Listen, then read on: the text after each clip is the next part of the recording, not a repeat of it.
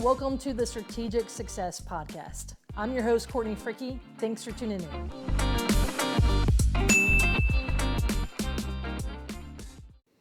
All right, guys, we're back at it with part 2 of the conversation I had with Dominique Gunderson. Look, if you didn't listen to part number 1 already, make sure you do that. We had a fantastic conversation, but today's conversation, I really enjoyed talking with her.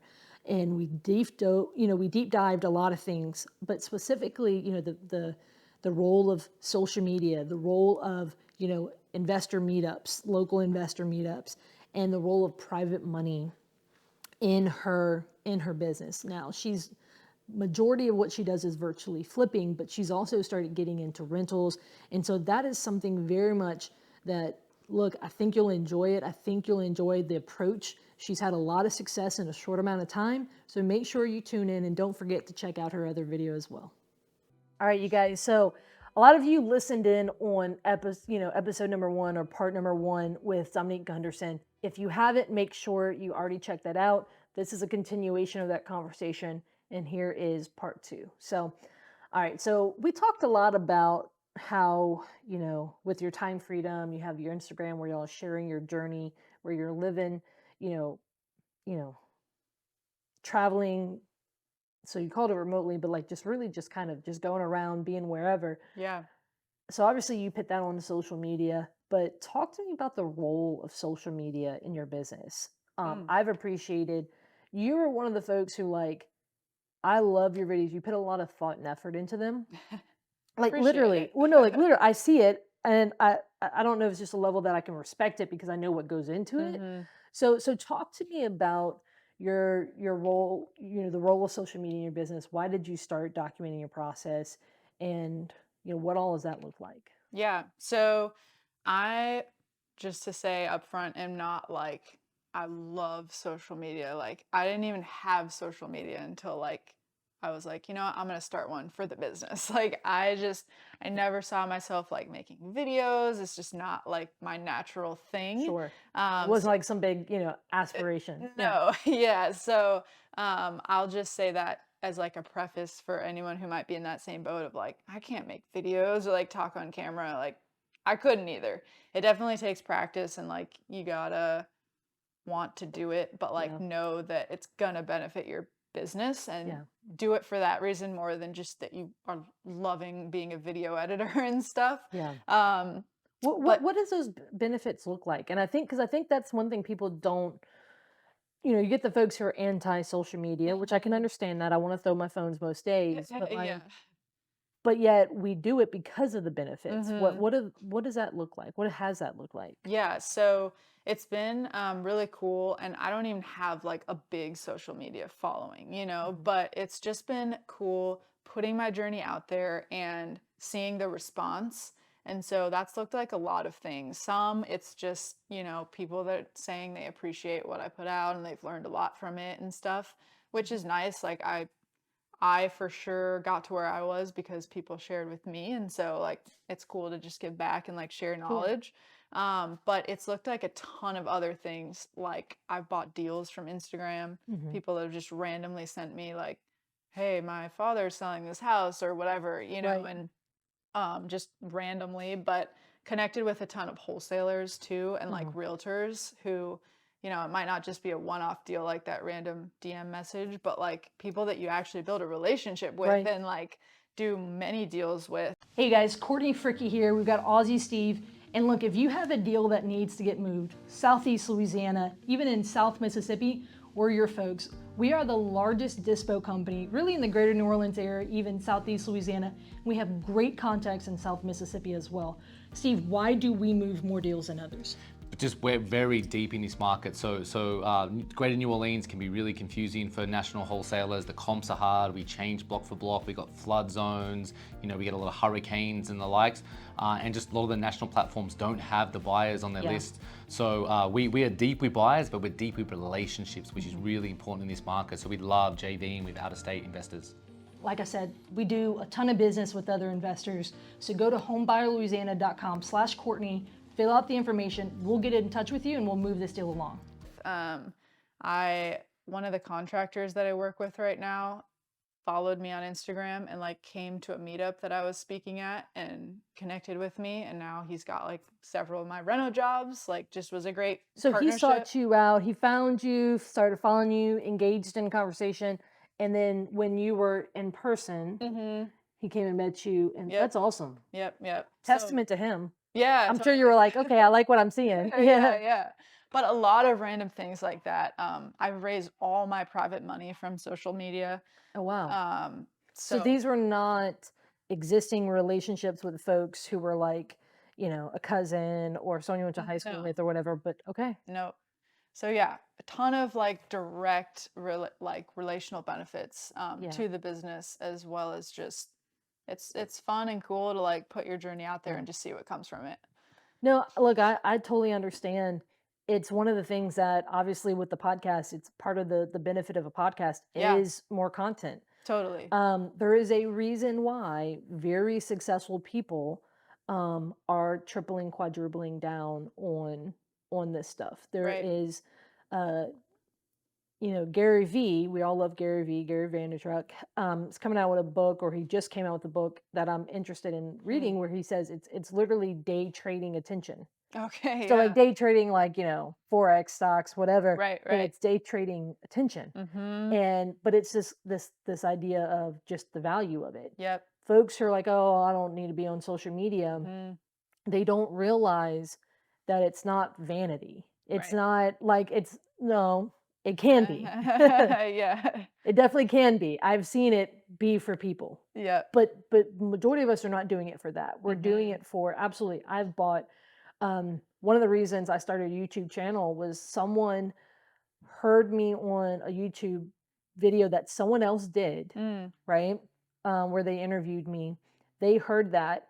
They were aspiring, getting into being an investor themselves, heard that their mother and father were in a situation they contacted and they needed help. So they contacted me and I ended up buying their mom and dad's house. But Yeah. it all stemmed from The video. the video. Yeah. And so in essence, I bought a house off of YouTube, but before I had a YouTube channel. Yeah. Whenever I credit, where did that deal come from? Mhm. Yep. And so there's a level there that, I've bought it off of Facebook, I've bought it off of YouTube, Instagram, multiple facets there. And I think people underestimate its value. They kind of Totally. see it as like a plaything or as a vanity thing or Mhm. whatever. Right. But it's a tool, and you're right. You don't have to have a ton of followers. Yep. I think collectively across all the different platforms, I have I have around 15,000 followers. Mhm. But like, sure, there's carryover from some to the others, right? But like at the end of the day, that's not a ton, Right. It's less about how many you have and more about how more engaged, Totally. right? Yep. So obviously you put a lot of effort into the videos that you do, and again, where can people follow you, your main account? Dom Flips Nola. So if you haven't, go check her out on Instagram. We'll make sure to put that in the show notes. But a huge part to this is also you're not only just involved with socials, but like what has the role of meetups and stuff like that looked like in your business? It's been huge, and I'm glad you brought that up because you think like virtual anything, but virtual flipping, that I have not much of a connection here, or like I don't come here, or, you talk about just traveling around, like, why wouldn't you just always do that and never come to your job sites, But it's such a big part of what I do. Like, Right. honestly, How many times do you come to town a year? uh, at least 5 or 6. So like almost every other month. Yeah. So, like, it's not a ton, I'm not here that often, but I've Enough. never had a project that I haven't walked like 2 or 3 times personally myself, like I'm here enough that I see pretty much every stage of every project, and am familiar enough with not only the projects but the people. And so, like, to your point about the meetups, some of it is like a grand scale meetup thing, where it's like an event or a monthly meeting that you get to go and connect with, however many 60, 100 people are in the room.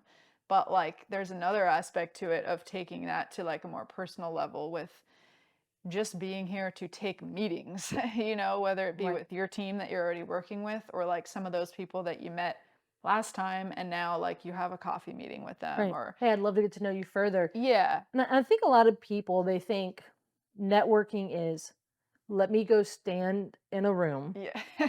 and have like all these business cards, and Yeah. just by osmosis, Right. you're going to, think you're going to say, oh, well, I networked with people. Yeah. No, Yeah. yes, it's important to be in the room, but like you've Mhm. got to say, hey, first of all, you got to talk to people, Yep. which, when, I started and ran a meetup for years, Yep. and I used to always say, hey, to my introverted people, go ask one person, what do they do in the industry? What are Sure. they here for? All this stuff. Sure. And then my extroverts go talk to five, Right. make Right. up for the rest, right? Yep. Yep. Because the reality is a lot of folks, they think they're networking, but they're not. Mhm. And it's not just, hey, here's my card. You wanna know how many people take that card and throw it away, Right. Exactly. right? Like, I literally have a box of cards, and how many of those people do I have a relationship with? Mhm. Small percentage, Yep. right? And so the idea there is, how can I take it out of that and take it further? Sure. So you're having coffee meetings, Yep. you are, getting to know folks. So obviously multiple times when you're in town, you and I have met, we've connected. Mhm. I mean, one of the things whenever I said, hey, I want to do this episode, I said, hey, when are you coming to town next? Various things. And so, do you usually try to schedule when you're in town when there's meetups and stuff, or what does that look like? Yeah, a lot of the times I'll try to schedule around like some of those more major meetups where there's going to be like a big, group of people in the room to kind of like, it's good to go to those every so often, like you're saying, and like meet five people or something who you can maybe then extend the coffee invite or whatever. So I'd say probably like 3 or 4 times a year at least that I'm here, I'm able to go to like some of those bigger meetups. And then always like it's my trips are usually planned out around like people. So a lot of coffee meetings, people who I've maybe connected with over the phone but haven't got to say hi face to face, like make sure to sit down and make that time. Yeah, People that I currently work with and are on my team like take up a really big percentage of my time when I'm here because that's like just those are like my core people, my all sure, stars, that I want to know that like I want to take you to dinner. I want to like thank you for your time and like sure. get to know you better on a personal level and all this stuff. So, I think that's huge. So tell me this, from what I'm hearing, right, you're really heavy on relationships. hmm And a huge part of this is, I always say with relationships, it's like an ATM. yeah. You've got to deposit, you've got to deposit, because Yeah. obviously we will withdraw, and people who only withdraw, I mean, You run they're out. takers. Yeah. Yeah. They run out, and Yeah. they're Yeah. takers, right? Yeah. And so I'm hearing that you do a lot of like depositing, getting to know people, all hmm of that stuff, investing your time, building relationships. How much would you say your business is based on referrals, like the deals that you get? Oh, almost 100%. Yeah. Yeah. Yeah. Yeah, I don't do marketing. I've tried it. I've dabbled in a bunch of areas and it's worked. I've bought deals that way, but it's never been as consistent or steady of a flow as just building relationships with great Yeah. wholesalers, agents, people are here working the leads, working the deals and just Yeah. sending them to me. That's so I made the transition from, spending a ton of money in marketing, Mhm. going direct to seller, doing all that. Yep. And I made the transition to almost 100% referral based business as well. Yeah. And it's huge. Most people, first of all, it takes time. Right. Like, it doesn't just come back, because it's referrals are not predictable, right? Like, Right. I don't know when my next referral is going to come. Yeah, But exactly. my business is now built to where I get like almost, 20 something referrals a week. So Mhm. I'm like, I know they're built to where they're steadily coming in, Yep. and my deal flow is consistent. But Totally. at the end of the day, it is it takes effort. And most people, like, so I was having a conversation with my friend the other day, and he was like, oh yeah, only virtual closings now. Title companies take too long. I said, bro, you don't. I said, that is the difference between your model and my model. Mhm. I love going to closings. Why? Right. Because I go spend time, and when I do, I poke my head in. I talk to this closer, Yep. this person in the back office. You want to know my title? One of the main title companies I do a lot of work with. I have had people send me. I closed a deal with one of them. Their mom was, one of them. The ladies in the office, their mom was facing foreclosure. They all said, you got to call Courtney. Mm. And I was able to help solve that. Right. I can't tell you how many times they'll give me a call, and they'll say, hey, we have a file that's dying, and I've told this agent to call you. That Yeah. so-and-so is going to be reaching out to you. Right. Right. Like, I can't, they know me. Obviously, they're seeing my deal flow, but they know me and all of these things, and they know how I show up for people and for clients, and that, that I'm relational, not just transactional. And Right. so, what has that done? That's opened up more referrals, more business. Totally. Anyway, so I love that. So I was hearing some of that because it's like a lot of folks are sold the, TikTok, Instagram, YouTube concept that in real estate, with all that content is you got to be cold calling, you got to be this, you got to Yeah. be sending direct mail, you got to be hitting the direct to seller can be great, Totally. but also referrals do not eliminate you being direct to seller. Right. And I think that's a misnomer, Yeah, right? yeah. Like, oh, well, you got referred so and so, it's now because there's an agent involved or not. I'm like, I cannot tell you. I had a phone call yesterday. An agent was traveling internationally, and she said, I trust you. This woman's going to foreclosure in 2 weeks. Can you please call her? I'm traveling internationally. Can you call her tomorrow? I said, great. She gave me her number. I called her. She knows I'm going to take care of her. Yeah. She knows that if I construct her deal, she'll get paid. Right. Like all these things, and they're like, an agent gave you the number of the seller and like Yeah. told you to call them, Right. Like, stuff like that happens. Yeah. So, Yep. so not only do you attend meetups, but you actually started one. Tell us about that. How did that come? Like, how did you arrive at that decision? Yeah. So I was Because you're in actually, town for that this weekend. yeah, yeah. So I actually was chatting, this was probably like 2 years ago now, with someone I used to work with at that when I did acquisitions in Los Angeles for that large flip company. So I was talking with one of my coworkers there who had kind of done the same thing as me, gone off and started his own flipping and buying stuff. And he's still in the Los Angeles area, but we were just catching up and he had done this same thing, like, and was just kind of telling me about it and like almost like social media. Here's the benefits that's like done for my business. And there's not one like that, like a big event that happens in New Orleans, like, oh, you should do it. Like, just be the one to do it, And Right. so it was just a conversation, just like this social media thing we just talked about. It's like, it's pretty simple, like, doesn't cost a lot. Like, you can get a lot of Sure. people involved to like help, sort out the costs, the planning of it and everything. So just like put your name on something like that, Yeah. And so it was just like inspiration hearing kind of how it had been for somebody else who had done it successfully, and just kind of, said, all right, I guess I'll go for it and like see how it turns out. So yeah, we started putting together this Investor Fest event that happens. I think we're going to do it like once a year. But this one this weekend will be the third one, and it's just gotten like more traction each time, which has been cool. And we've gotten to like fly in some really cool speakers that I've gotten to like network with, which has been a huge benefit as well. So this weekend you've got it's Henry Washington and his Yeah. wife, right? Yep. Yeah, so that's awesome. Like I know, so obviously you were for folks who don't know, you were on a Bigger Pockets episode. Do you remember the episode number? It's okay if you don't. I think it was 587 or somewhere in that range, but it was, We can yeah. always find it, but Yeah. the reality there. So you were on that. So a lot of the speakers you've got have been from the Bigger Pockets Yeah. network and stuff like that. And so you put on this Investor Fest. It's like it's not even a 1 day event. It's 1 day, but like it's only a Couple few hours. hours. Yep, Yeah, it's a yep. few hours. And but you guys get a ton of folks who come in from all over the state, from all over the region. Obviously, you fly in people Yeah. to come and speak, and you've got vendors, all this stuff, and so um, w- w- I know you had a friend who said, "Hey, this is something I was doing and it was beneficial." Yeah. I think a lot of people don't realize that, like, it literally doesn't have to be some crazy, like, how do I say it? Like grand plan. It can be like, hey, this is working for someone else. Let me try it. Yeah. Now, so when I started my meetup, there was a lack of something like that on the North Shore. There was Yeah. something going on, but it wasn't consistent. Right. The one in New Orleans, a lot of people are like, yeah, we don't really go to that anymore because it's mostly traveling speakers, which is a model, but it wasn't one that people were responding well to in the Sure. sense of traveling, like selling, every weekend, every month was selling a course, right? Right. And so I was like, I feel like there's a vacuum. So Yep. you mentioned, hey, there's nothing like this going on. I feel like there's a vacuum.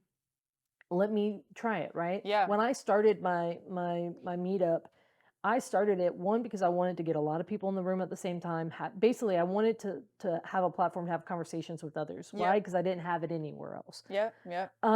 Some things like that. But at the end of the day, like again, I had another guy who was local who had started one, but his meetup, again, he wasn't consistent. You can tell he had a lot of things on his plate and it was at the bare bottom. Like he'd forget to put the event on every month, or he would forget to market it and 3 people would show up when he would have an attorney come and speak or whatever. Right. And so there's a level, and it was a paid one. So so I'm paying $200, $250 a year for something that like might not happen. Right. But like, Right. so there, like you could tell that it wasn't something done with intention. Right.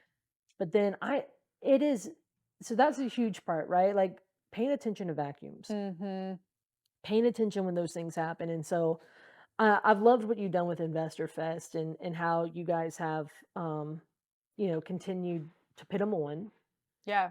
continue to say, hey, like bring value for the folks who, are in the region. Um, and I know you're in town for it this weekend. I'm excited for what that's going to look like for Yeah. y'all.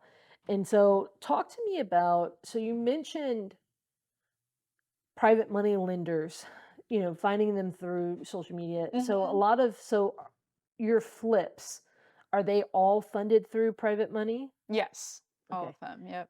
And so define what private money means for you, because people, there's a lot of what is the word, competing definitions. Yeah. Yeah. Yeah. So private money is just funds that come from an individual Mhm. that is not a licensed brokerage. They are not a lender by trade. They're just a working professional person who has savings set aside that they want to invest for a return. Yeah, that's huge. I generally say they don't have a business card, Yeah. right? Like Yeah. saying Right. I lend, right? Because what you'll get is people who are in the hard money world who call themselves private lenders, Totally. and I can argue that with them all day long, Yep. until we're blue in the face. But so technically they might be able to call themselves that. But like I always say, hey, I mean real private money from like Right. an individual everyday person. Yep. Yep. And so that's huge. So what does that look like in your business, and has that also bled over into your rentals?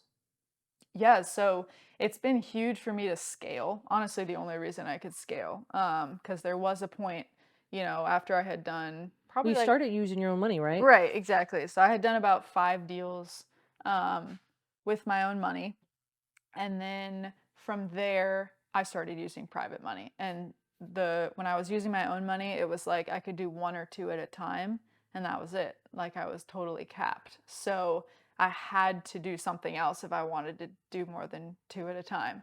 So that was when I started bringing in lenders. And like you were saying, like it's a relationship with an individual, not just a company that you can call up with a business card. So it takes time to build. Like people ask me all the time, like, oh, well, do you have any referrals for like private money? And I'm like, no, because they lend to Right. me and my reputation, not, Well, I get just that anyone. question. That's like probably one of my top 5 questions I get all the time. Hey, do you have a private money lender you can refer?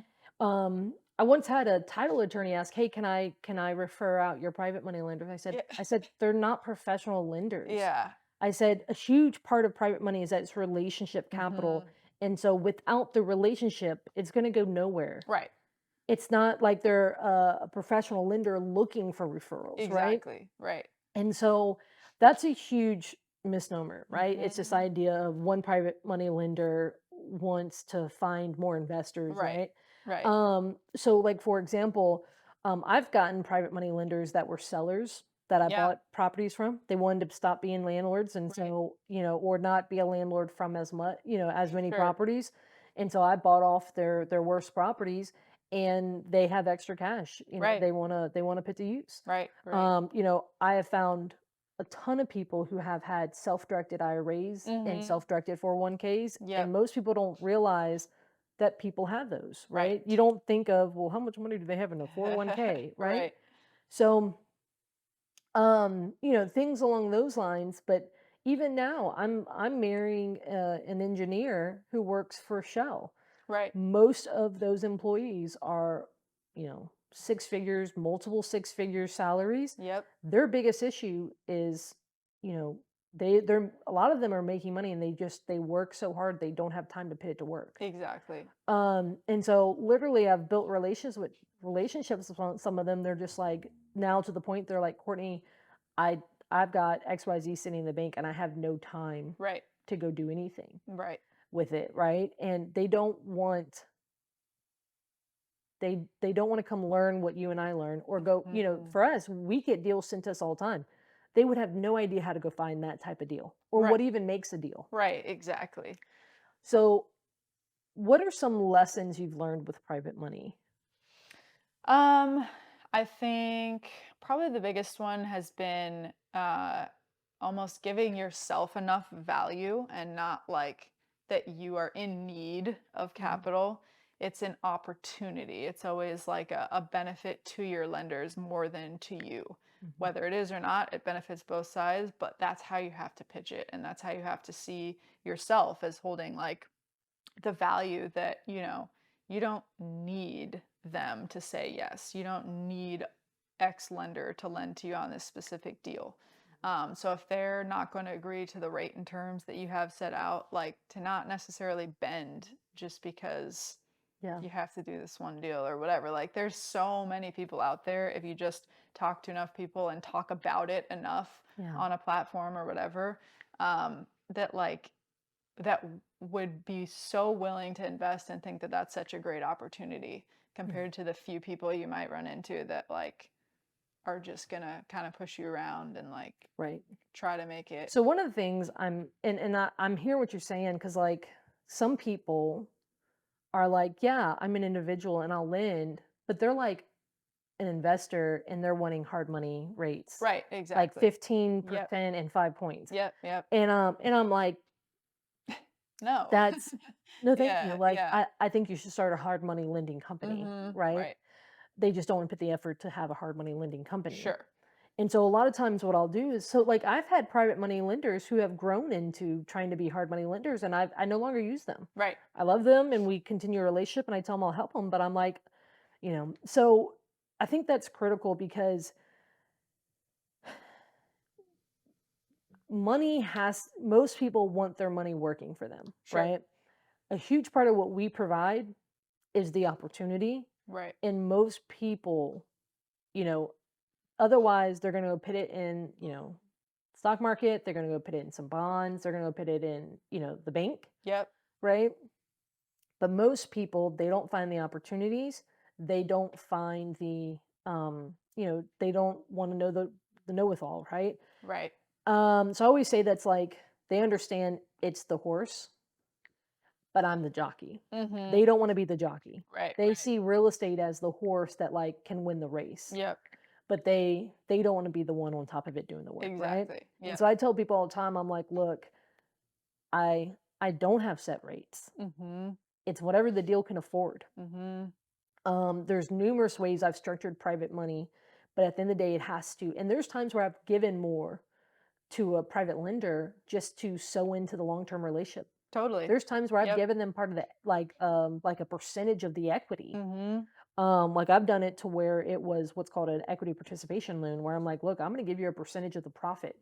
Yep. And like I've done those when people have had like 401ks and IRAs that are self-directed.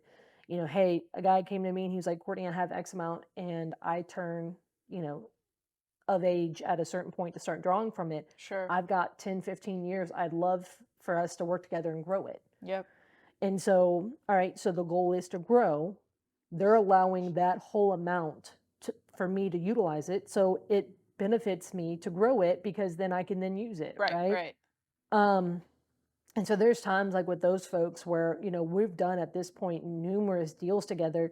And so I'll say, hey, for this deal, we might be at 8% interest. Hey, but the next deal I'll give you 25% of the profit. Like it's like one of those things where it's like it's knowing when to give and take Totally. and to sow in those relationships. And Yep. so, but it's also really important. I tell people all the time, don't get into it quickly and lightheartedly, because that's some people's full life savings. That's their Right. retirement.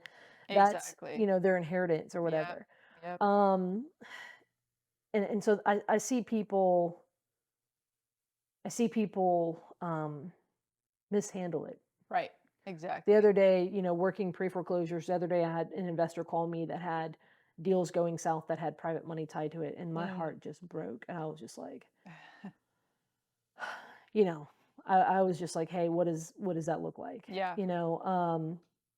And so at the end of the day, there are situations where it's important, and especially in a difficult market right now, it's like respect those people's investment. Right. Don't do it lighthearted. You want to protect them, do the paperwork, do various things, because deals have gone. So when the market started pivoting, Totally. so talk to me about so obviously most people can find private money for short term. Sure. Do you use any of your private money lenders for long-term deals like your rentals? So just up front on the purchase, just to take it down, do the rehab, and then I'll refinance within the first like 3 months into a longer term with an actual lender and bank. Okay. Yeah.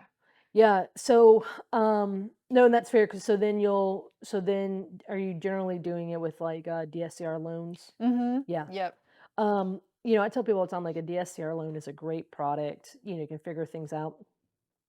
I have a handful of private money lenders who do long-term Sure. lending for me.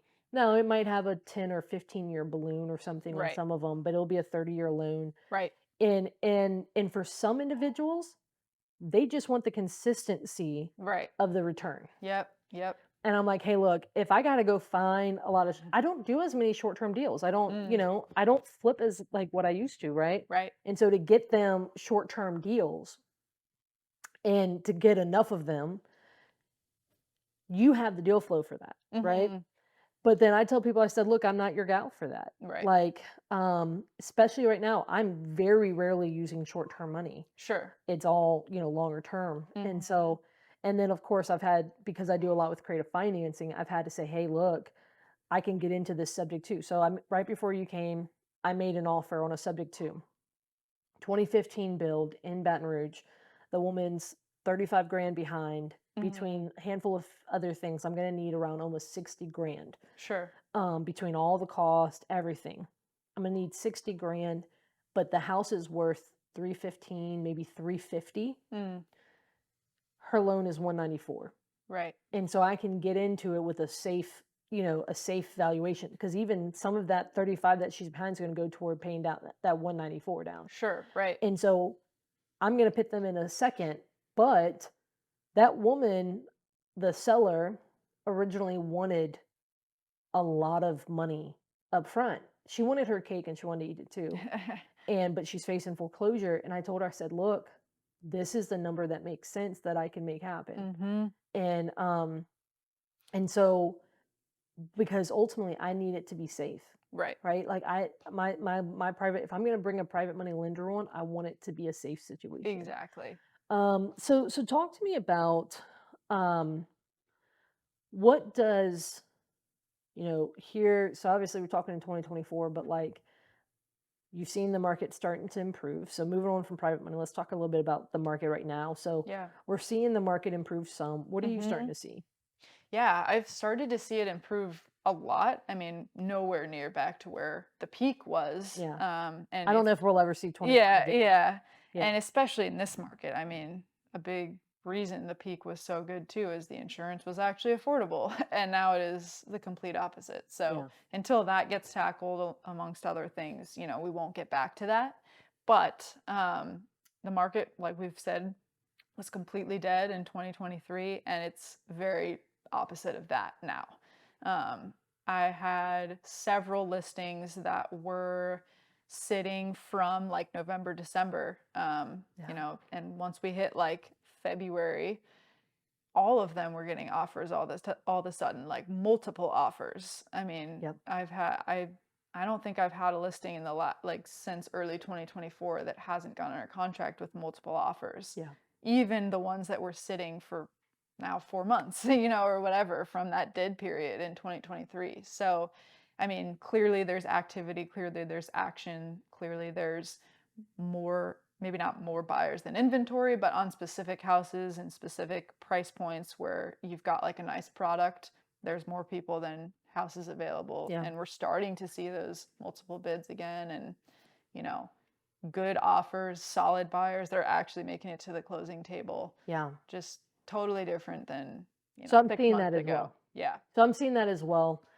And it's also to the point. So part of what I'm seeing is um, buyers are coming out. It's almost like they wait until after Mardi Gras, Right, right. and then they're Yep, like, okay, now we're ready to get back. yep, You know, now yep. we're ready to. I can move after Mardi Gras. I can, you Mhm. know. Yep, But I mean, we saw rentals sit, we saw flips sit. You yep. know, I had rentals for sale, rentals for rent, Mhm. various things like that. And I can tell you this: having a property having a property on the market for like 5, 6 months. I mean, that does something. 4, 5, 6 months. That does something to you mentally. Right.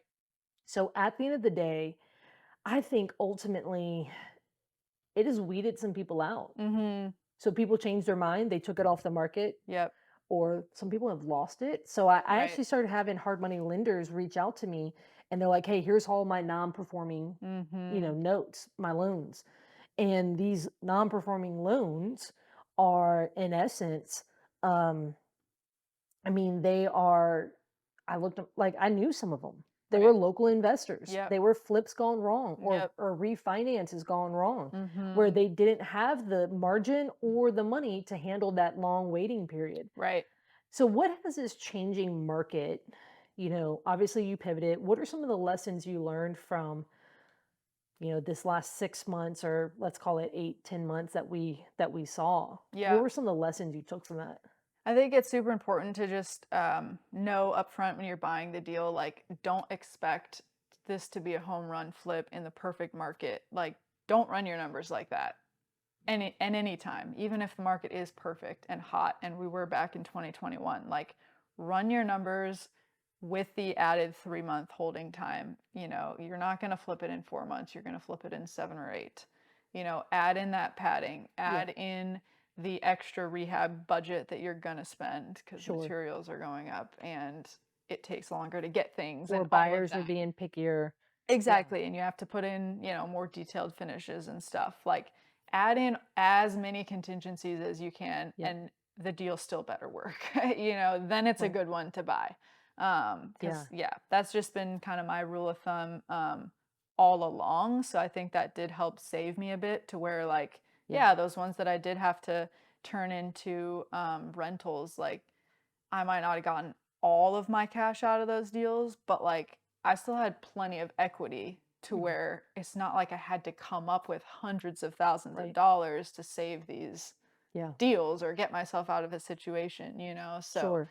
making sure you're not just buying a deal just because you want to get into this industry so badly, or you know, Being get transaction started. minded. Oh, I've got to Yeah, buy 3 houses by the summer. Well, they better exactly. be good deals, because I'm Mhm. seeing a lot of investors struggling. Yeah, even with my rentals, I buy a rental. Even if I can buy it subject to, I'm going to build in 3, 4 months of me making that payment before it Sure. can get rented out. Right. Now, the one of the ones I did recently, it took, 2 months to rent out. Thank God. You know what I Yeah, mean? yeah. Like, so I came in under Right, budget. But exactly. guess what?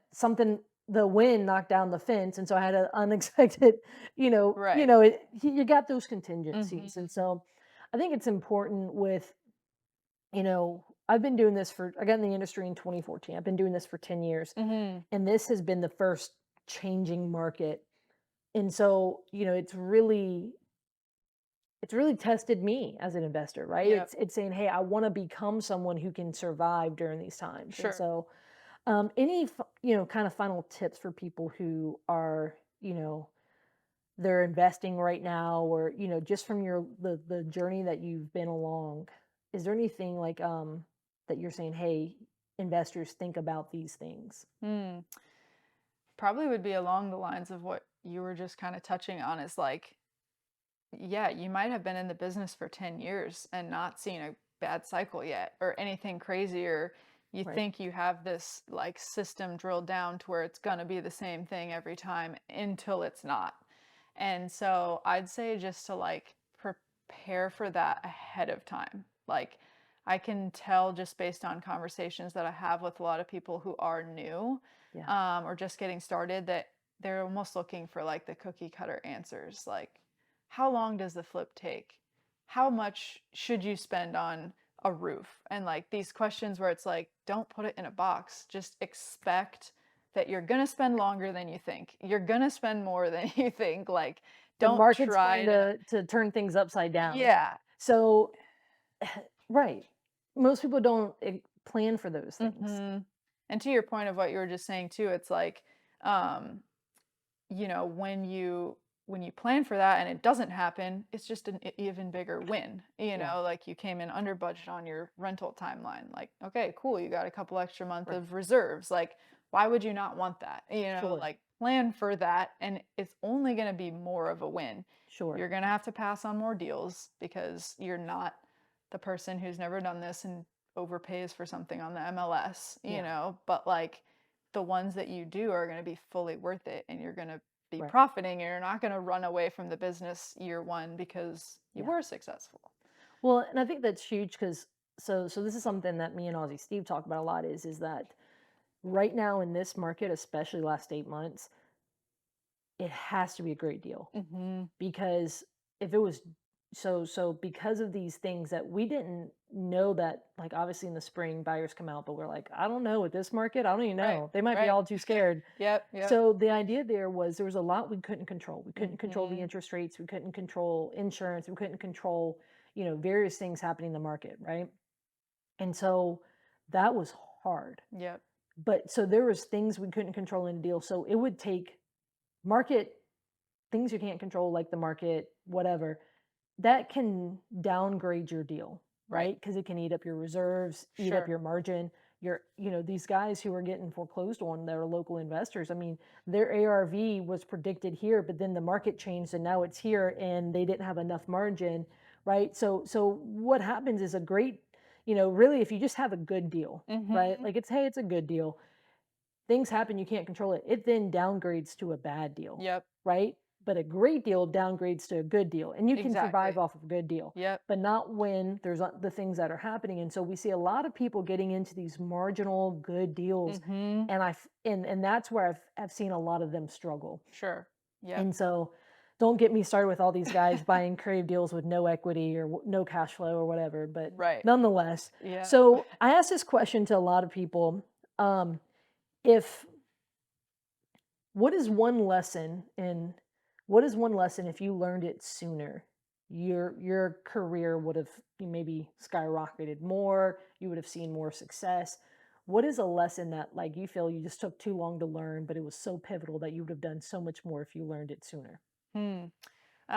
Probably, and there's like a fine balance to this because I talk a lot in my story about how I like started slow and was like using my own capital and um, doing one or two at a time to build that track record. I think that is massively important. And exactly what you were saying, I couldn't agree more with the private money. Like, don't take people's money until you know what you're doing. And like, you know, don't just treat it like it's just a game. Like, this is very serious, and like you need to your trust can be blown in, a second, and you'll never get it back. Yeah. So treat it with like heavy weight.